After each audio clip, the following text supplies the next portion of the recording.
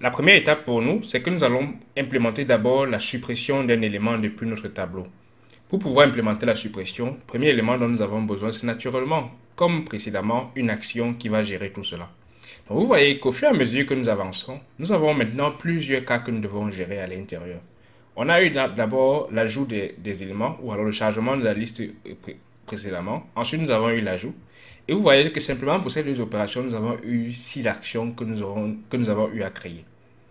Voyons que plus nous avançons, plus nous avons besoin de plus en plus d'éléments qui vont nous permettre donc de pouvoir charger ces différentes listes-là.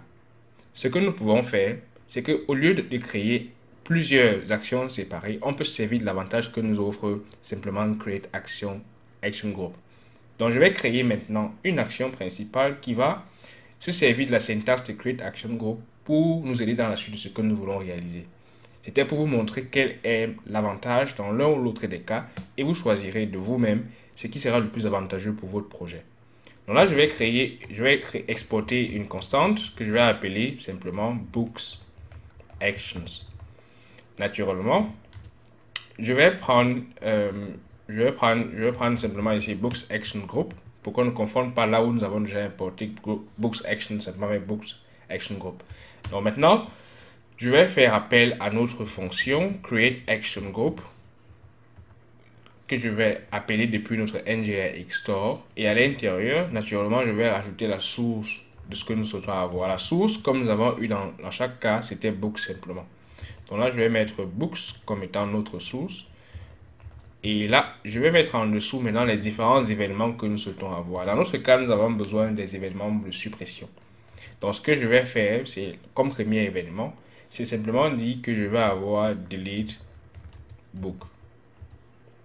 Ça, c'est le premier élément que nous allons avoir. Et comme propriété que nous souhaitons avoir lorsque nous voulons supprimer un livre, c'est simplement l'identifiant en général.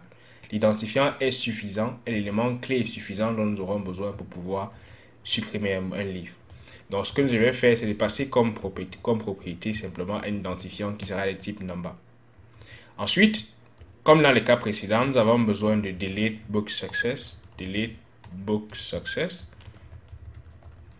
Et là, je vais mettre simplement delete book success et je vais mettre comme propriété. Donc, on peut retourner par exemple un boolean qui signale que la suppression de notre livre s'est bien passée. Ou alors, on peut ne pas envoyer simplement de livre. Dans ce cas, partons du fait que nous allons envoyer une propriété avec l'identifiant du livre qui a été supprimé. Donc là, je vais prendre toujours un props et je vais mettre à l'intérieur toujours l'identifiant sous forme de number. Parce que cela va nous permettre donc de supprimer dans la liste de notre store plus tard. Je vais vous expliquer pourquoi. Donc là, nous avons par exemple success et ce qu'il nous reste à faire, c'est le cas où nous avons l'erreur. Donc là, je vais mettre simplement delete book error ou alors failure comme nous utilisons jusqu'à présent. Dans ce cas, bien sûr, nous avons besoin d'une propriété qui va nous signaler à chaque fois que nous avons eu une erreur ou pas. Donc là, je vais prendre ce que nous avons utilisé jusqu'à présent comme propriété et nous aurons désormais à l'intérieur de notre action group simplement les 3 éléments qui vont nous servir pour la suppression. Pendant que nous y sommes, vous voyez que cela va être simple pour nous derrière de pouvoir ajouter simplement les propriétés pour la modification. Donc, comme j'ai par exemple delete, si je veux créer en même temps dans le groupe les actions qui vont me permettre de modifier, je peux simplement copier ces différents éléments-là. Si vous travaillez avec Visual Studio Code, c'est Alt, Shift et la flèche vers le bas que j'ai utilisé pour dupliquer le groupe des éléments que j'ai. Ça, c'est sous Windows, bien sûr. Donc, maintenant que j'ai dupliquer ces éléments-là, je peux rajouter une virgule et vous allez voir qu'en quelques éléments, donc je peux sélectionner par exemple delete avec un contrôle D, je prends ce qui est en dessous et je prends, au lieu de delete, je vais prendre plutôt update dans ce cas.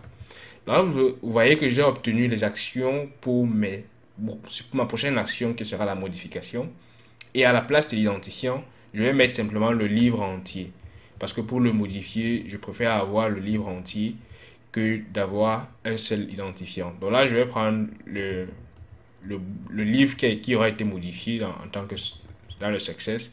Et dans l'erreur, nous aurons toujours, dans notre cas, pour l'instant, any. Et je viens de créer, grâce au groupe, 6 actions qui vont me permettre de gérer 2 cas concrets. Vous voyez qu'en comparaison de ce que nous avons créé précédemment avec Loadbook Success et Failure et Adbook Success et Failure, cela est relativement compact et un peu plus lisible, du moins je trouve.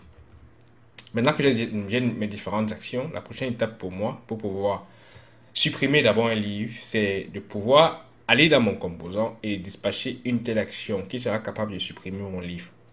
Donc, je vais rentrer dans... Nous avons dit que pour supprimer, nous avons besoin de l'identifiant. Donc, je vais rentrer dans mon composant, la liste, et j'ai besoin d'une méthode que nous allons appeler simplement deleteBook. DeleteBook. Naturellement, il faut passer l'identifiant du livre que nous souhaitons supprimer. Ça sera un chiffre ou alors un nombre. Et là, à l'intérieur, ce que je vais faire, c'est de dispatcher une action. Donc là, je vais appeler mon store et je vais appeler dispatch à chaque fois. Et vous souvenez à l'intérieur, donc si nous n'avons pas encore importé nos actions ici à l'intérieur, donc c'est que nous devons le faire. Donc, ce que je vais faire sous la liste de mes imports, c'est de faire un import depuis simplement notre state. Et là, je vais localiser la liste de mes actions. Donc là, je vais prendre les actions, books et naturellement books actions. À l'intérieur, nous avons exporté notre books action group. Et c'est ce dernier-là que je vais utiliser. Je vais prendre simplement Books Action Group et je vais prendre Delete Book. Naturellement, j'ai besoin de passer un identifiant et je peux passer également le même identifiant que je reçois ici en paramètres. Nous avons notre méthode, mais elle n'est connectée pour le moment à aucun bouton. Ce que nous allons faire, c'est pour nous de prendre cette méthode et l'appeler directement dans notre template HTML sur le bouton concerné. Il s'agit dans ce cas du bouton supprimer. Donc là, je vais faire un peu d'espace et je vais appeler un event binding d'Angular avec un clic. Et naturellement, nous avons accès au livre, à l'objet livre, et je peux passer simplement books.id. Cela va nous permettre donc de pouvoir passer l'identifiant lorsque nous allons souhaiter supprimer un livre. Est-ce que cela fonctionne? On va consulter notre console. Lorsque j'appuie sur supprimer, on voit Delete Book qui est passé en paramètres et vous voyez que ça me passe l'identifiant 0. Donc nous souhaitons supprimer le livre avec l'identifiant 0. Si je rajoute un second book à l'intérieur et que j'appuie sur le bouton supprimer, nous allons voir que notre Delete Book passe une action avec l'identifiant 1, représentant l'action, du moins l'objet que nous souhaitons supprimer. Nous avons maintenant les actions qui étaient notre première étape.